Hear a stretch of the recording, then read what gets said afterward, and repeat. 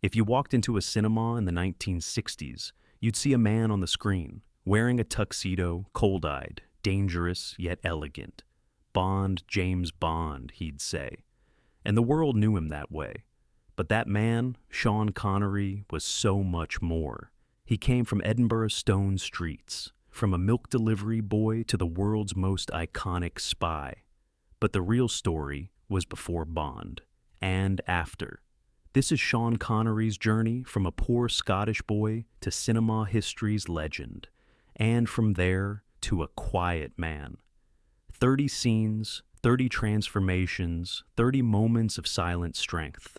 And perhaps for the first time, you'll see the man beneath the tuxedo. August 25th, 1930, in a small house in Edinburgh's Fountainbridge neighborhood, Thomas Sean Connery was born.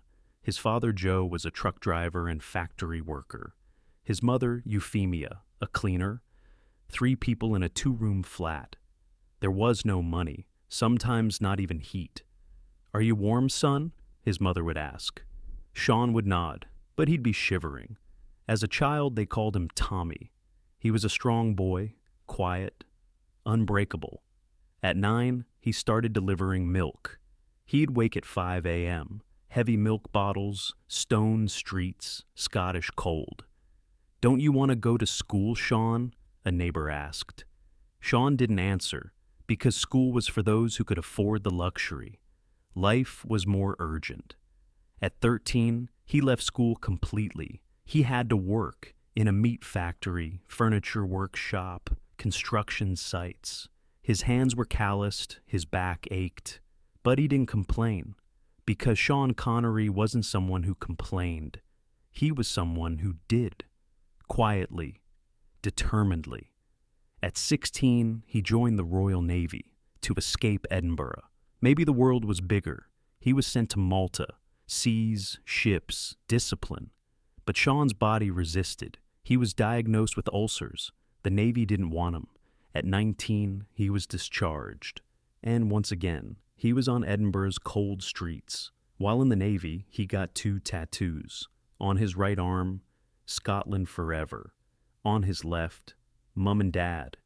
Years later, when he became a Hollywood star, he had to hide those tattoos, so the cameras wouldn't see.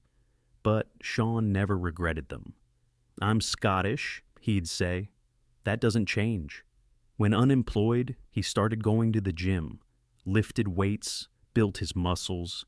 His body became a weapon. In 1950, he entered the Mr. Universe competition. He came 3rd. Didn't win, but he was noticed. "You should be a model," they said. Sean shrugged. "I'm a laborer," but maybe he could be something else. One day, a friend took him to auditions for South Pacific musical extras. Sean got a spot in the chorus. He stood on stage in the background, but in that moment, he felt something. The stage gave him power, presence.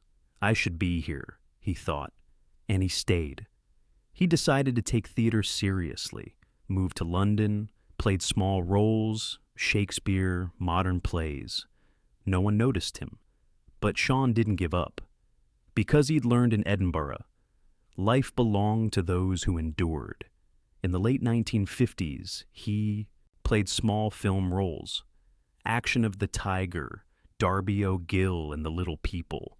None succeeded. Sean was still an unknown actor. He was approaching 30, and success was still far away. But the voice inside whispered, "Wait." Producers Albert R. Broccoli and Harry Saltzman were making a film from Ian Fleming's novel, Dr. No. They were looking for an actor to play James Bond. Cary Grant, James Mason, David Niven. All were tested, but none were right. Then director Terrence Young gave a name. Sean Connery. "Who's that?" they asked. "Don't know, but take a look." Sean came to the audition. He didn't wear a tuxedo. He couldn't afford one. He came in jeans and a leather jacket. The producers looked, frowned. "You can't be James Bond," they said. "Too rough." Sean said nothing, just looked at them. That look, cold, controlled, dangerous. Terrence Young whispered, "That's Bond." and fate turned in that second. Dr. No was released. October 5th, 1962. The world met James Bond, and Bond was Sean Connery. That walk, that voice, that Bond, James Bond. Sean became an international star overnight. He was 32, but inside there was a feeling, discomfort, because he was no longer Sean Connery. He was James Bond. Sean made 5 more Bond films. From Russia with Love, Goldfinger, Thunderball, You Only Live Twice, Diamonds Are Forever. Each broke records. Sean was the world's most famous man. But he was losing himself. When people see me on the street, they yell, "Bond," he said. They don't even know my name. There was anger in his eyes, pain. After Diamonds Are Forever, Sean said, "Enough, I won't be Bond again." Producers offered him a fortune. Sean refused. "Money can't buy freedom," he said, and left. The world was shocked, but Sean was determined, because he was always a man who made his own decisions. In 1975, he starred in The Man Who Would Be King, John Huston directed, Rudyard Kipling adaptation. Sean played an adventurer, complex, ambitious, tragic. Critics saw Sean Connery could act, really act, and he was so much more than Bond. In 1976, he played the aging Robin Hood in Robin and Marian. He wasn't young anymore. He was battered and scarred, but still fighting. Sean found himself in this role because he too was tired, but he didn't give up. In 1986, he played a medieval monk in The Name of the Rose. Complex, intellectual, deep. Sean was 56, but he'd matured. His charisma wasn't just physical anymore. It was mental, spiritual. Sean Connery was now a thinker. In Brian De Palma's The Untouchables, he played Irish cop Jim Malone. Tough, wise, fatherly, he stole every scene. At the Oscar ceremony, his name was called Best Supporting Actor, Sean Connery. He was 57. On stage, his eyes welled up. His speech was brief, but meaningful.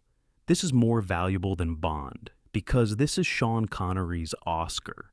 In 1989, he played Harrison Ford's father in Indiana Jones and the Last Crusade. It was ironic. Sean was only 12 years older than Harrison, but on screen, he embodied the perfect father, wise, playful, loving. Audiences loved it. Sean smiled. He was no longer Bond. He was everyone's father. In the 90s, Sean appeared in few but carefully chosen films. The Hunt for Red October, The Rock, Entrapment. In each, that charisma was present. He was aging, but not losing power. On the contrary, with each year, he became more compelling, deeper. In 2000, he played a famous but reclusive writer in Finding Forrester, teaching a young boy about writing, but also about life. Sean put himself into this role because he too had learned life the hard way. The film was his final great performance, and it was perfect. He starred in The League of Extraordinary Gentlemen. The film was a disaster. Critics destroyed it. Sean was angry. "I don't understand Hollywood anymore," he said. "They're making CGI instead of art." And he made a decision. Enough. "I'm retiring," Sean said. He was 75. "I don't want to act anymore. I've acted enough. Now I want to live." The world was shocked, but Sean was determined because he was always a man who knew what he wanted. Sean and his wife, Micheline Roquebrune, settled in the Bahamas. Sea, sun, silence. He played golf, read books, spent time with grandchildren. "Are you happy, Sean?" a friend asked. Sean smiled. For the first time, yes. Throughout his life, Sean championed Scottish independence, donated money, joined campaigns. Some criticized. "You live in the Bahamas," Sean answered. "My body is here, but my heart is in Edinburgh, and it never left." Queen Elizabeth II gave Sean a knighthood, Sir Sean Connery. The ceremony was grand, prestigious, but Sean was still the same Sean, simple, humble. "This is for my mother," he said. Euphemia had seen her son become a knight, and she had cried. In the 2010s, Sean stayed away from the public. He no longer gave interviews, attended ceremonies, but the world didn't forget him. Every time a Bond film came out, they'd say, "But Sean was the best," and they were right. October 31st, 2020, Sean Connery died at his home in the Bahamas. He was 90, in his sleep peacefully. The world mourned, but Sean had already said goodbye. Years ago, he just lived, on his own terms, quietly, powerfully. Today, Sean Connery's films are still watched. That voice, that look, that silent strength, timeless. Even when saying Bond, James Bond, he wasn't just Bond. He was Sean from Edinburgh, who quietly conquered the world, but never forgot home, carried it in his tattoos. Scotland forever. Forever. So, how do you remember Sean Connery? As James Bond or as the silent strength that came before and after? Share with us in the comments. Don't forget to hit that like button and subscribe so you never miss another journey through cinema legends.